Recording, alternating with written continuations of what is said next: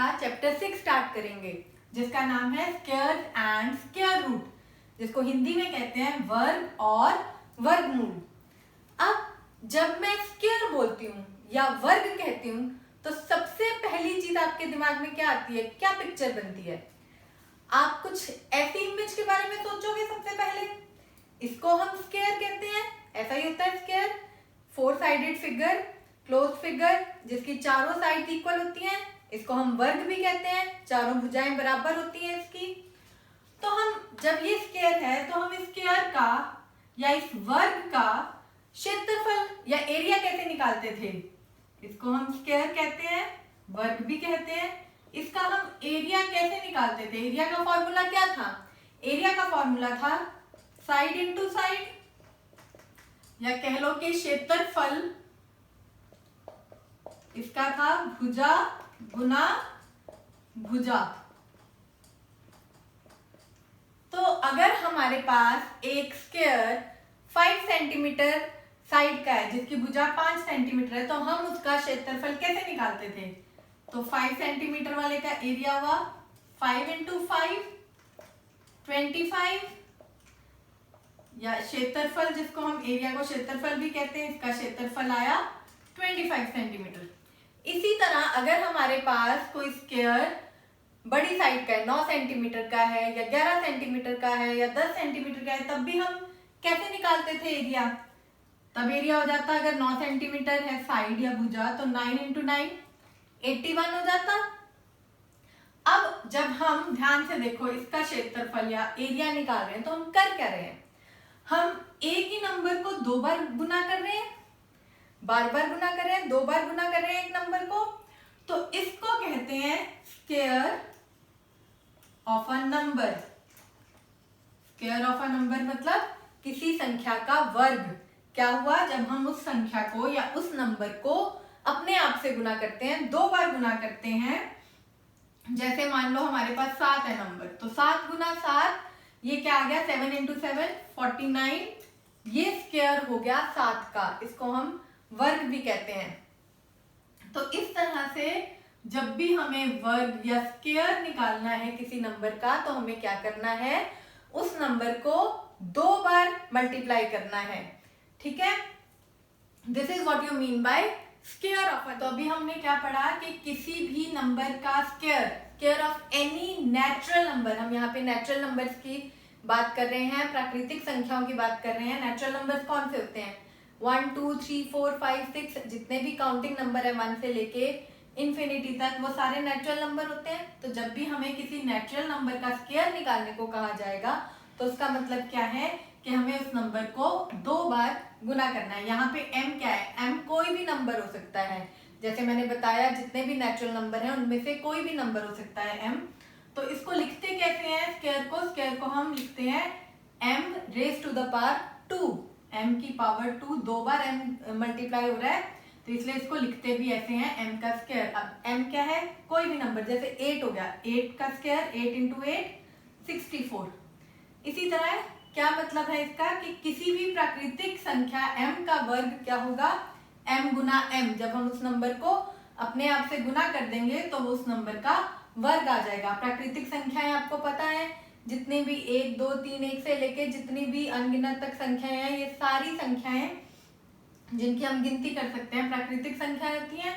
तो इनका वर्ग कैसे लिखा जाता है? m की घात 2, ऐसे इसका वर्ग लिखा जाता है। तो m स्क्वायर हो गया m की घात 2, m का वर्ग m गुना m। जैसे अगर हमें 20 नंबर दिया हुआ है, 20 का वर्ग निकालना है, तो 20 गुना 20 कितना होता है? 400। तो इस तरह से हम किसी भी नंबर का स्क्वायर या वर्ग निकाल सकते हैं, जितना मर्जी बड़ा नंबर हो, बस हमें उस नंबर को 2 बार गुना करना है। हमने समझा कि स्क्वायर क्या है, वर्ग क्या है, किसी नंबर का कैसे निकालते हैं।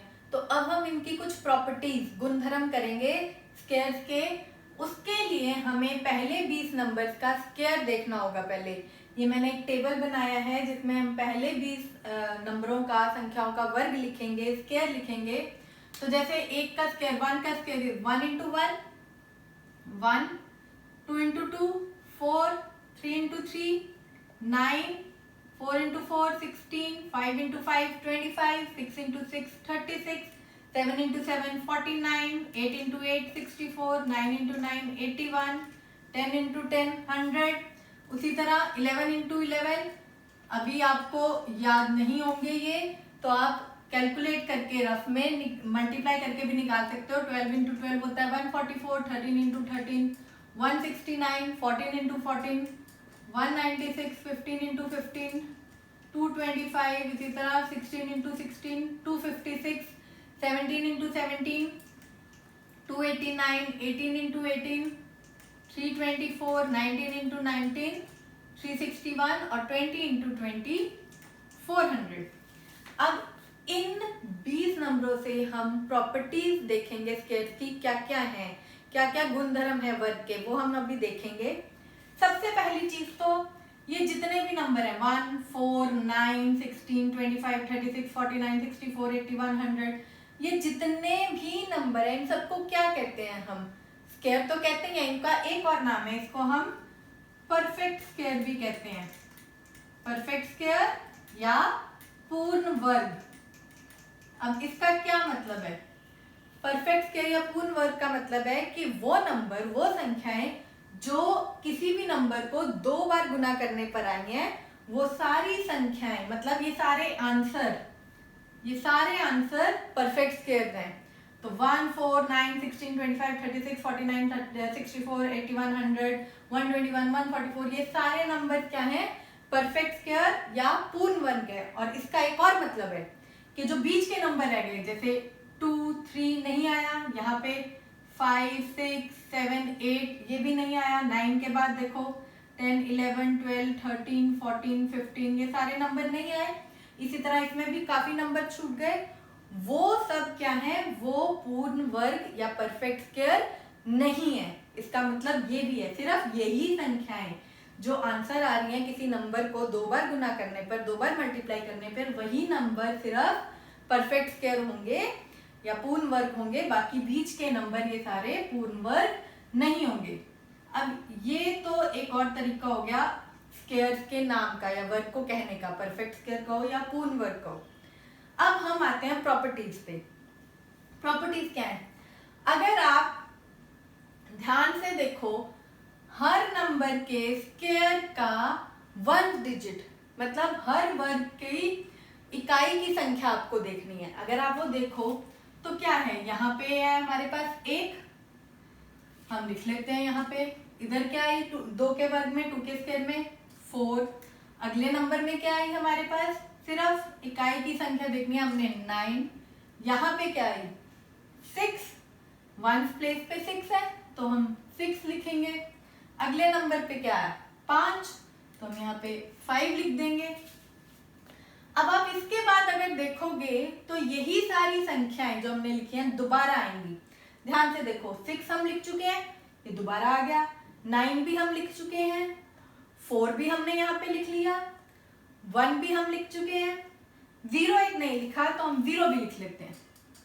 इसी तरह जब आप ये सारे नंबरों का भी स्केयर के 1 प्लेस पे देखोगे कौन से डिजिट हैं, तो यही सारे नंबर, यही सारी संख्याएं दोबारा आएंगी इकाई पे। अगर आप ध्यान से देखोगे, देखो यहाँ पे 1 है, इधर भी 1 था, यहाँ 4 है, इधर भी 4 था, यहाँ 9 है, इधर भी 9, यहाँ 6, इधर भी 6। ये सारे नंबर वही आ रहे हैं बार बार जो हम लिख चुके हैं। तो इसका मतलब क्या है, हम इससे क्या प्रॉपर्टी या क्या गुणधर्म बनता है इससे, कि जितने भी परफेक्ट स्केयर हैं, जितने भी पूर्ण वर्ग हैं, वो सभी इन्हीं नंबरों पे खत्म होंगे। हम इनको छोटे से बड़ा असेंडिंग ऑर्डर में लिख लेते हैं। कौन से नंबरों से खत्म होंगे? हमेशा पूर्ण वर्ग, आप आगे भी चेक कर सकते हो, 31 का स्केयर, 32 का, सब में यही नंबर बार बार आएंगे। तो हम क्या कह सकते हैं कि जितने भी परफेक्ट स्केयर या पूर्ण वर्ग हैं, उनका यूनिट प्लेस पे या वो किससे खत्म होंगे? इन नंबरों से खत्म होंगे हमेशा, 0 1 4 5 6 और 9। तो कौन से नंबर नहीं आए, कौन से रह गए? 2 पे कोई नहीं खत्म हो रहा, 3 पे भी कोई नहीं खत्म हो रहा किसी भी नंबर का स्केयर, ना ही 7 पे खत्म हो रहा और ना ही 8 पे, ये नंबर नहीं आ रहे। तो इसका क्या मतलब है कि जो भी नंबर, जो भी संख्याएं इनसे खत्म हो रही हैं, इन नंबरों पे 2 3 7 8 पे, वो पक्का ही परफेक्ट स्क्वायर या पूर्ण वर्ग नहीं है। ठीक है, तो पहली प्रॉपर्टी क्या बनती है स्क्वायर की कि हर बार कोई भी स्क्वायर है, कोई भी परफेक्ट स्क्वायर या पूर्ण वर्ग है, वो इन्हीं नंबरों पे खत्म होगा, और इन नंबरों पे अगर खत्म हो रहा है तो वो पूर्ण वर्ग या परफेक्ट स्क्वायर नहीं है। अब दूसरी प्रॉपर्टी के लिए भी हम दोबारा यही टेबल देखेंगे, यही स्क्वायर दोबारा देखेंगे। दूसरी प्रॉपर्टी क्या है कि आप ऑड नंबर्स कौन से होते हैं? 1, 3, 5 जो 2 से नहीं डिवाइड होते वो सारे ऑड नंबर होते हैं, जिनको हम विषम संख्याएं भी कहते हैं। विषम संख्याएं कौन सी हैं? 1, 3, 5, 2 से भाग नहीं हो रही। तो अगर आप सारे ऑड नंबर या विषम संख्याएं देखोगे, ये सारे हैं, ये सारे क्या हैं? ऑड नंबर्स हैं।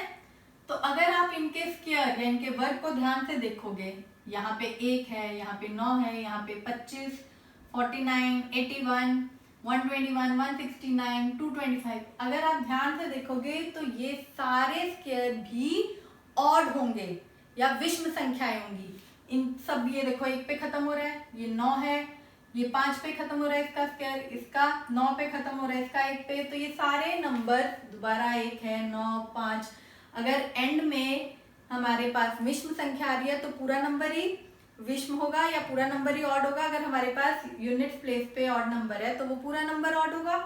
तो क्या बनी दूसरी प्रॉपर्टी कि जितने भी ऑड नंबर हैं उनका स्क्वायर भी ऑड होगा, जिसको हम कह सकते हैं कि जितनी भी विषम संख्याएं हैं उनका वर्ग भी विषम होगा। ठीक है, तो ऑड नंबर का स्क्वायर हमेशा ऑड होगा, जिसको आप कह सकते हो कि विषम संख्याओं का वर्ग हमेशा क्या होगा? विषम ही आएगा। इसी तरह से अब जो बाकी नंबर रह गए 2, 4, 6, 8, 10, 12, 14, 16, 18, 20, ये क्या है? ये सम संख्याएं हैं, इवन नंबर है ये। तो इवन नंबर्स का स्क्वायर भी अगर आप देखो तो इवन ही आएगा। इवन नंबर्स कौन से होते हैं? 2 के मल्टीपल, 2 से गुना होने वाली संख्याएं हम सम संख्याएं कहते हैं। तो उनका जो वर्ग है या स्क्वायर है वो भी एक इवन नंबर या सम संख्या होगा। ध्यान से देखो, 2 का स्क्वायर 4, 4 का स्क्वायर 16, 6 का स्क्वायर 36, ये भी इवन नंबर है, ये भी इवन, ये भी इवन, यहाँ 64 भी इवन नंबर है। 10 का स्क्वायर 100 जो अगेन एक इवन नंबर है। इसी तरह 12 का स्क्वायर 144 जो एक सम संख्या है, 14 भी सम है, इसका स्क्वायर फिर दोबारा 196 सम संख्या है। तो बिल्कुल इसी तरह तीसरी प्रॉपर्टी क्या हो गई कि जितने भी इवन नंबर हैं उनका स्क्वायर भी हमेशा इवन नंबर आएगा, और जितनी भी सम संख्याएं हैं उनका वर्ग, सम संख्याओं का वर्ग हमेशा क्या आएगा? सम संख्या ही आएगा। तो ये हमारी पहली 3 प्रॉपर्टीज हो गई।